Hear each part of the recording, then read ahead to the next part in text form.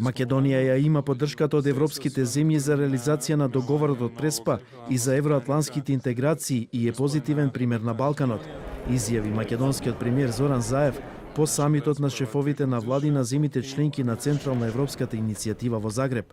Ја побаравме поддршката од земјите, заради тоа што голем дел се влијателни земји членки и на Европската унија, но и на НАТО. Секако беше изразена поддршката од сите овие земји за Западен Балкан, посебно за Македонија. Македонија се истакнува во позитивно светло во делот на сето она што се случуваше во последната 1,5 година, пред се на градењето на пријателството, но и на сериозните реформи. На прашање дали има некаква порака од Јоханес Хан, Заев рече дека еврокомесарот е задоволен од Македонија и од постапките во собранието и внатрешниот диалог на власта со опозицијата. Според Заев, Хан споделил очекување дека ова ќе го овозможи потребното двотретинско мнозинство во парламентот за уставните амандмани во согласност со договорот од Преспа.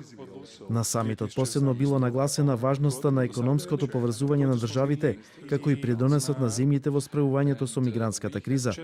Хрватскиот премиер Андреј Пленковиќ изјави дека само севкупен пристап, регулирање на легалната миграција и оперативно спречување на илегалната миграција се од голема важност за соработка на членките на ЕУ и Фронтекс, а го потенцира и значењето на Централна европската иницијатива за пренесување на искуствата на оние земји кои не се членки на ЕУ и НАТО.